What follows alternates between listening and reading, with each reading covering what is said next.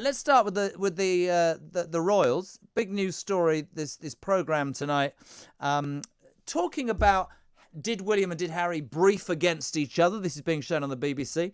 One of the big criticisms from the royal family, and it seems that William and Charles and the Queen have all joined forces, is that this is another kick in the bits for the royal family. And it's actually being made by Amol Rajan, who's the BBC's media editor, has made no secret of the fact that he's a Republican, which means he thinks the royal family should do one.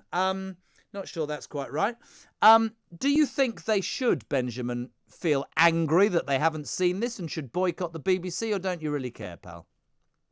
I mean, I have to say, I love following the royal drama because I just love the gossip and the drama of it. So that's why I enjoy following the royal family. And I think actually the BBC deserves a lot of credit because clearly lots of the media, lots of the tabloid media in particular, has been writing about and investigating the problems between Prince Harry and Prince William. And I think given that they're a taxpayer-funded family, that we pay for their lifestyles, that they are our head of state, they serve a significant constitutional importance, then it's only right that the BBC has investigated this.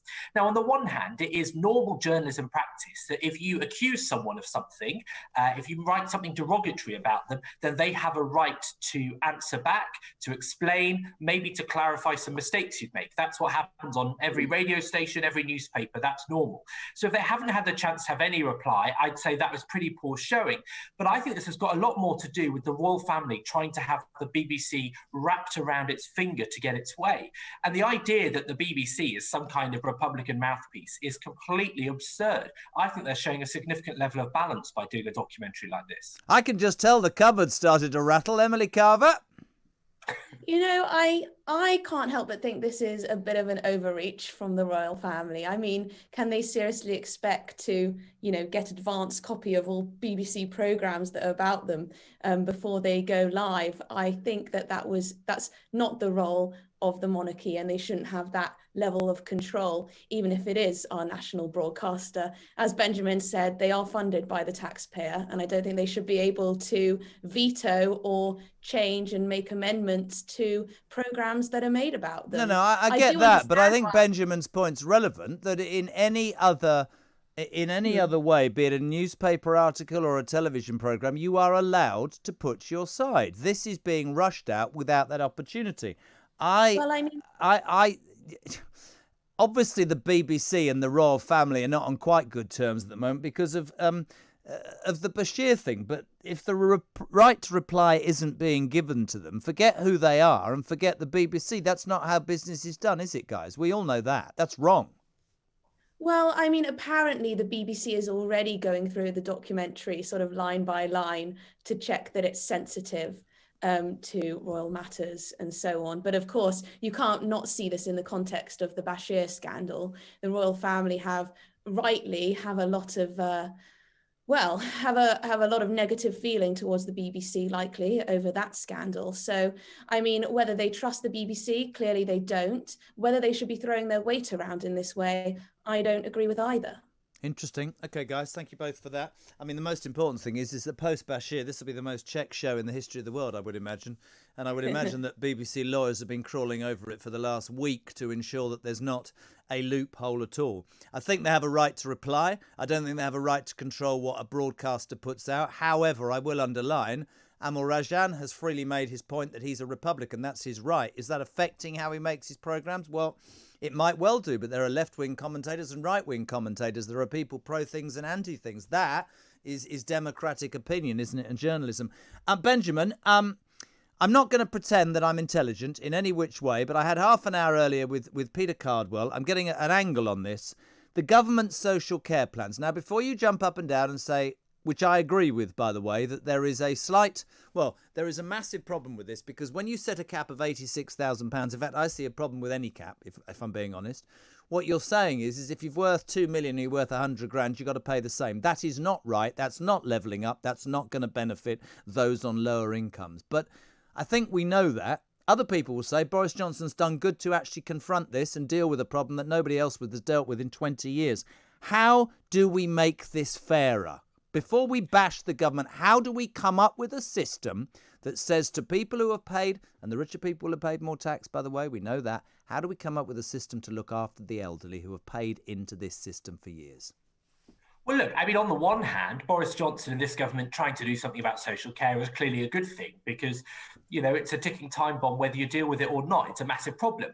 I think the answer to your question of what is a fairer system than everyone paying £86,000 would be that if it was a percentage of your wealth. So, for example, this £86,000 that people pay towards, if you take an average person in London, that's about 17% of their total wealth. You take the average person in the northeast of England, that's 57.5% of their wealth. So that's a massive difference, which basically means that if you're, you know, going into care, needing social care in Gateshead, then you'll probably still have to sell your home to pay for your care. Do you think that everybody should have to sell their home to get social care? Do you think that everybody should get social care and not sell their home? What do you think's the fairest way, assuming, as we know, that there is a difference in what people earn and take home across this country? We know that. What's a fair system for everybody? Well, one thing that I would do is that they've introduced this new national insurance that everyone pays besides pensioners. And so I think people who are pensioners but have an income should definitely still have to pay national insurance, because why should they pay less tax than I pay when they've got all the assets and young people like me haven't? If they're earning money, if they have an income from assets or job, they should still have to pay into But their the pot. argument would be they've been paying in for 40 years, which has enabled the country to get to a point where the younger generation can flourish, I guess. I don't think there's an answer to this. I mean, I said it earlier. I don't think it's fair that everybody pays the same. Maybe the government should control care homes, right? Because let's be honest, the difference between a private care home and a state one is appalling. And I know that for a fact, okay? And it isn't fair that some people can afford it and some people can't. Emily, just to bring you in, Ben. Oh, sorry, go on, Ben. Go on. I was just going to say, you know, care homes are incredibly expensive. My granddad paid £7,000 a month for his care home at the end of his life, a private care home. Incredible. What I was going to say is that it is a myth that pensioners today have paid in and are now getting out what they paid in. The average pensioner takes £200,000 more out of the system they put in, because things like life expectancy are so dramatically different to when they put in, as well as the massive change in inflation and the value of the money. So it's a complete myth, and we need to recognise that if we're actually going to pay for it. Emily, your take? Well, I mean, I agree with some of that. I think maybe a compromise, although this would require massive reform, would be to follow a state-backed insurance system, which is something that Lord Peter Lilly put forward in a paper recently, but got ignored by the government mostly simply because it was too complicated. It's far easier to sort of tinker around the edges with this sort of thing, like we've seen with the NHS. People are very adverse to any big change. So that would mean that, you know, people would pay a premium and that would be proportionate to the value of their home. So means testing, poll tax wise. The more you've got, the more you should pay for your care. Well, but everyone would contribute after they become a pensioner, and then it would be, you know, backed by the value of your home, which I think would be a much fairer way and would probably be more sustainable. What if you can't afford a home and you've rented all your life? Also, you've got to remember that not everyone needs social care. So I think actually only 1 in 4 people actually end up having to have social care, end up having to go into a care home.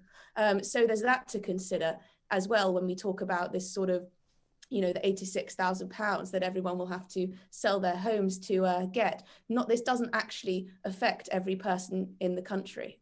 I think personally, just my point is I don't think there's a fair way of doing it. I think it's a bit like the welfare state.